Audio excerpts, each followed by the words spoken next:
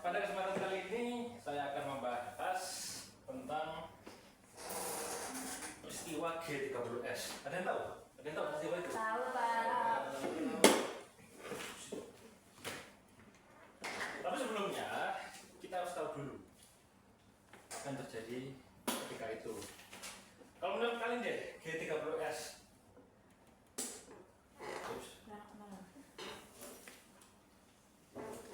seperti apa peristiwanya, ada yang tahu? Ayo coba, sampean mas, sampean. Peristiwa G30S itu pembantaian para jenderal-jenderal dan satu perwira. Pembantaian jenderal siapa? Berapa jenderalnya? Tebak ya. Ya, ya. Sama satu. Jelas.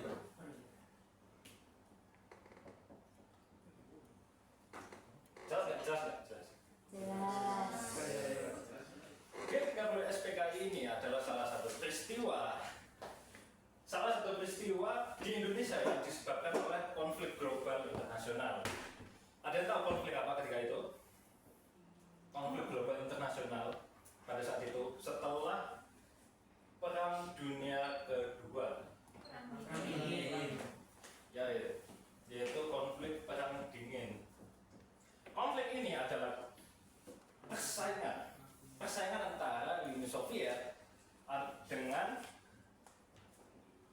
Amerika Serikat, yang dimana setelah Perang Dunia ini berakhir, kedua belah pihak ini saling bersaing untuk mengklaim dirinya, wah saya ini negara besar nih, saya kuat. Tapi karena persaingan ini tidak ada yang mengaku siapa yang harus menjadi puncak rantai makanan istilahnya, maka dari itu kedua pihak ini saling bersaing satu sama lain.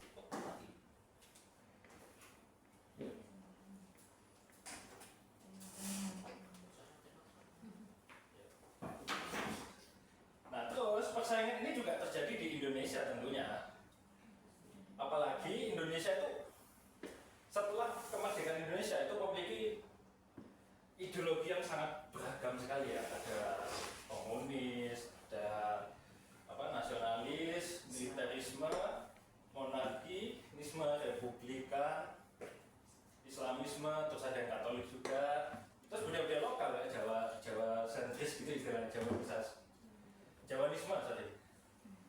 Dan masih banyak lagi. Nah akhirnya semua ideologi ini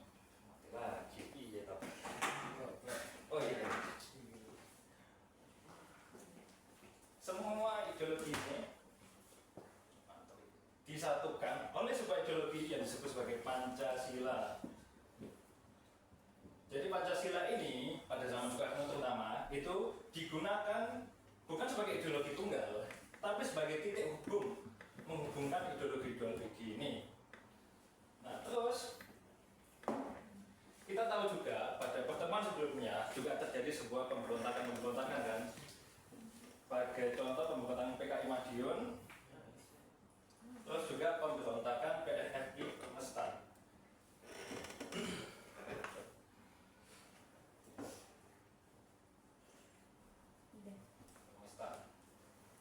Konflik-konflik ini terus dibawa hingga tahun 1960-an, yang dimana ketika itu Soekarno yang sangat paranoid ya, ketakutan berlebihan terhadap kolonialisme, akhirnya menganggap Malaysia itu sebagai antek dari Inggris, UK, antek dari Inggris. Peristiwa ini pun pada akhirnya dikenal sebagai konfrontasi Malaysia yang didukung oleh salah satunya adalah pihak PKI dan juga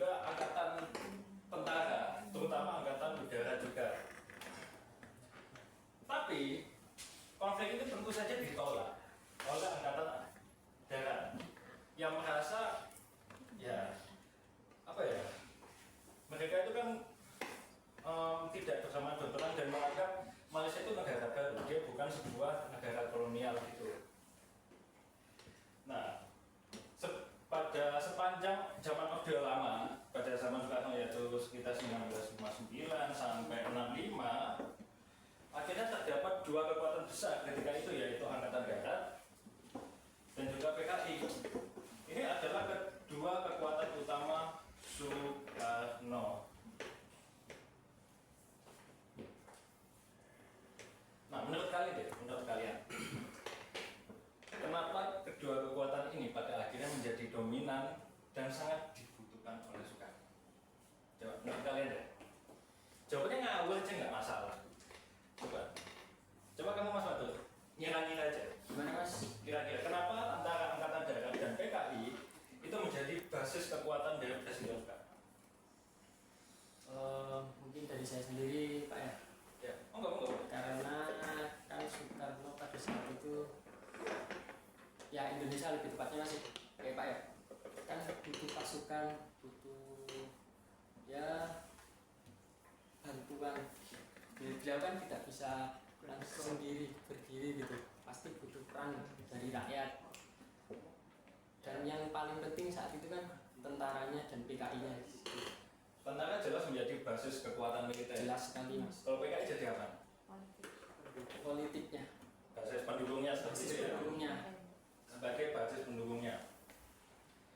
Nah, pada awalnya kekuatan ini seimbang. Walaupun ini sama ini saling bersaing, tapi ini terus menyeimbangkannya Pak Soekarno. Tapi pada tahun 65 yang seperti yang kita tahu terjadi sebuah gerakan 30 September. Yang salah kalau di radio RRI ketika itu, salah satu tujuan gerakan itu adalah untuk menjatuhkan Dewan Jenderal. Menjatuhkan Dewan Jenderal yang dianggap berpeluang atau mungkin akan melakukan pemberontakan terhadap Presiden Soekarno. Tapi pertanyaannya, siapa pelakunya? Apa dalamnya? Ada tahu siapa dalam dari gerakan G30S? Nah, coba sama deh. Jawab. Ayo.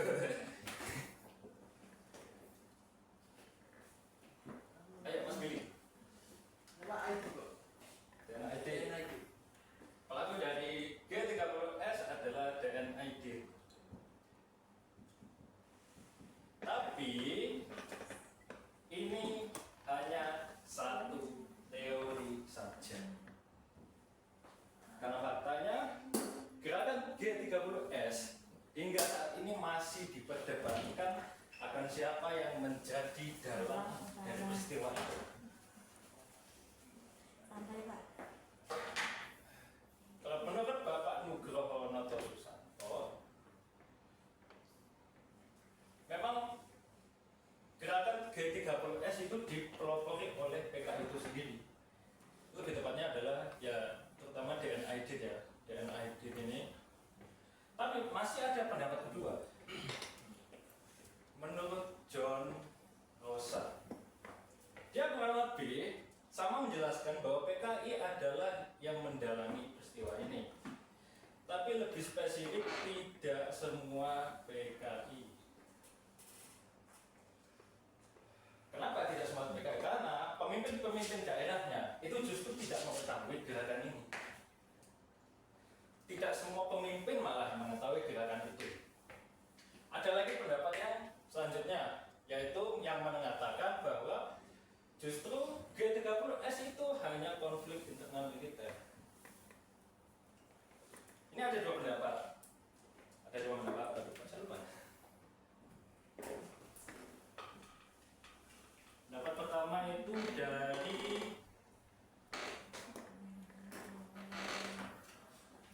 Ben Anderson.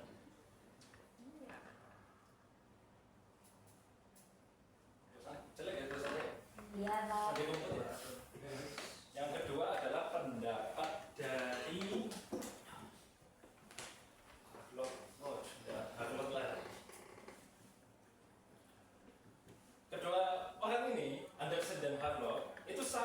menjelaskan bahwa ini adalah konflik internal, militer saja.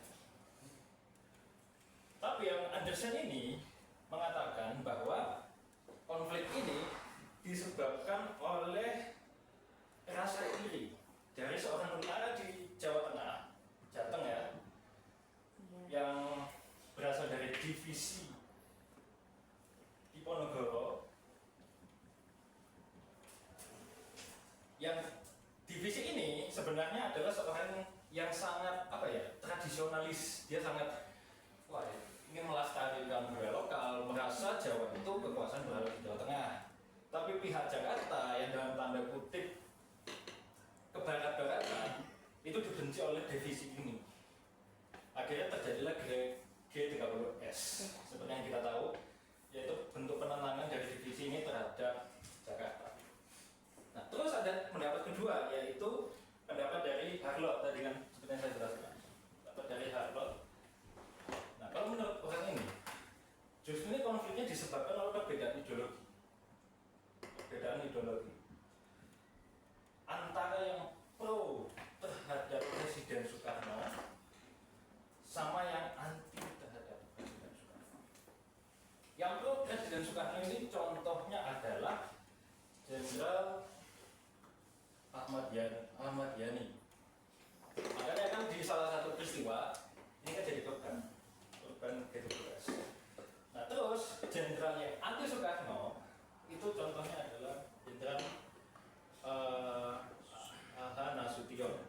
Ini yang kalau dalam cerita-cerita film-filmnya atau apanya kan ini dikabarkan berhasil kabur.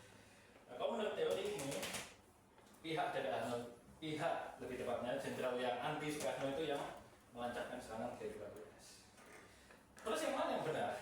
Kita tidak pernah tahu siapa yang menjadi dalang dari G30S ini. Tapi gerakan G30S ini justru menciptakan dampak yang jauh mengerikan ketimbang kita memperdebatkan siapa jadi pelakunya.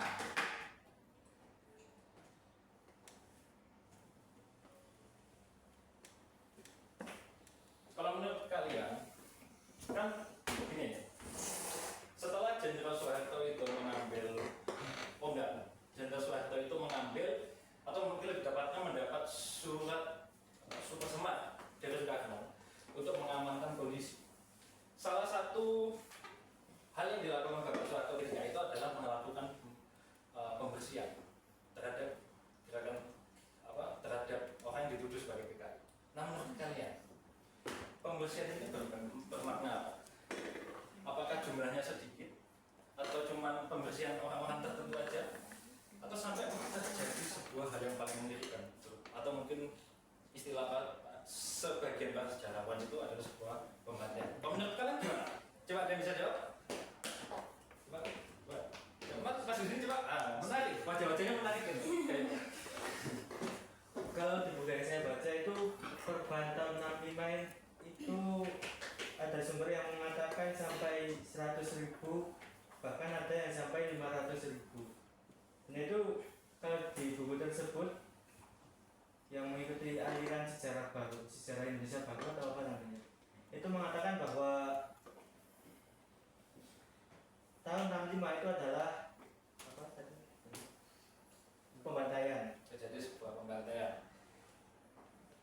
Jadi kalau mengenai jumlah berapa jumlah yang dibantai, itu lagi-lagi memang tidak ada yang pasti. Sebagai contoh, kalau menurut Mas bisa dikit.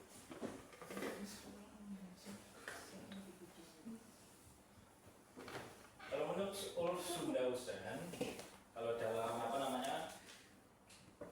politik militer Indonesia, buku politik militer Indonesia itu mengatakan jumlahnya itu sekitar 75.000 orang. Artinya menurut dia. Ada pendapat selanjutnya yaitu dari Sudomo dalam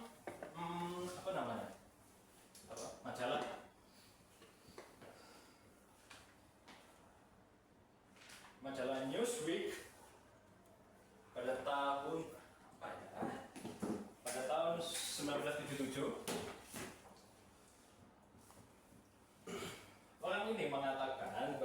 jumlahnya itu mencapai 500.000. Terus ada juga dalam Ensiklopedia Britannica yaitu mencapai 750.000. Dan yang terakhir adalah Saroedi, pendapat dari Saroedi yang mencapai 3 juta orang. Dan menurut buku itu, musim menjaga pada Killing Season, pembantaian ini bisa disandingkan dengan pembantaian Holocaust, pembersihan Uni Soviet, dan juga pembersihan di Cina juga itu pernah ada. Jadi ini bisa disandingkan. Kenapa jumlahnya sebanyak ini? Ada yang bisa tahu? Ada yang bisa nebak maksudnya? Jumlahnya kok bisa sama? Antara 75.000 sampai 3 juta. Ada yang bisa nebak? Kenapa kok jumlahnya sebanyak ini? Coba Mas Khalid. Kalian mikir-mikir, ngatur. Jumlahnya berapa? Kenapa kok bisa sebanyak ini? Ya, mungkin juga kan yang melakukan pembantaian kan juga tidak hanya tentara saja, tapi juga dari rakyat sipil, terutama yang di Bali. Dan juga saya pernah melihat sebuah film Sohoki yang judulnya Gi. Itu juga ada temannya juga yang menjadi korban. Ya, itu poinnya. Jadi yang melakukan ini memang sejarah kelam negara kita. Jadi yang melakukan bisa dibilang pembersihan ketika itu adalah pihak militer dan juga rakyat sipil. Rakyat sipil yang membenci PKI. Jadi seperti yang saya jelaskan di awal, kan terjadi sebuah perang dingin. Perang dingin itu orang saling suzon gitu. Saling suzon, wah ini pasti musuh kita, ini pasti mau bunuh kita, bla bla bla. Akhirnya persaingan itu berujung pada malapetaka yang sangat mengerikan, yaitu terjadinya GBS dilakukan oleh militer dan juga rakyat sipil. Memang sebenarnya disebutkan Mas Kasih tadi, di Bali itu ada sekitar 80.000 orang yang menjadi korban. Tapi memang ada penelitian terbaru dari CNN investigasi itu bisa mencapai 100.000 lebih. Karena kan mayat sudah kan tubuh-tubuh di dalam tanah, sudah dibangun jalan, bangun kota, sudah terlanjur itu kan. Jadi kita tidak pernah tahu pastinya berapa. Kalau mau dikubur pun, mau digali, ya butuh dana tambahan tentunya. Terus yang paling parah itu terjadi di Flores sama di Medan. Di Medan itu, Medan sama Flores itu terjadi apa ya? Istilahnya penangkapan asal-asalan.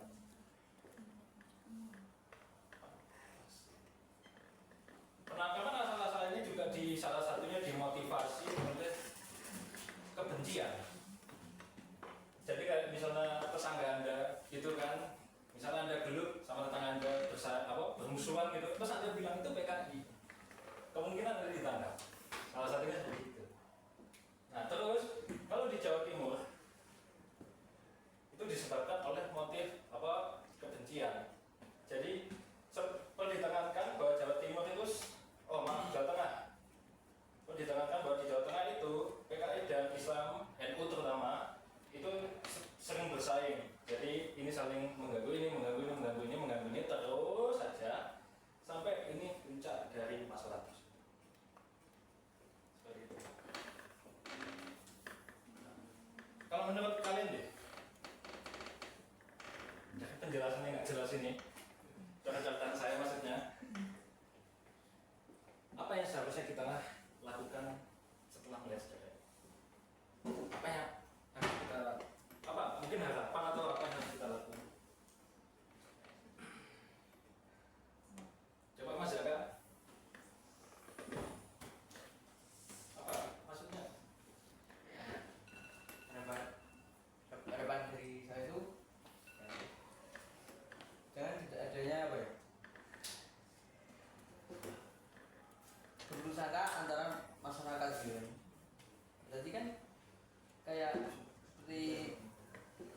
PKI gitu kan. Terus rakyat mendukung PKI, kelompok PKI kan itu adanya masyarakat yang lain bersangka dengan kelompok PKI kan, yang lain. Bahkan ada dijelaskan Pak Dibayas juga ada yang kelompok lain PKI yang tidak tahu adanya penyerangan ini kan. Iya. Berarti Apa tuh? Jangan apa? yang bersangka Jangan dulu sampai ya salah satu. Dan memang kan yang enggak apa ya? Kan juga enggak semua gitu. Tapi yang kena ya, yang kena semua. memang dengan adanya sejak ini kita harap kejadian ini tidak akan terulang lagi.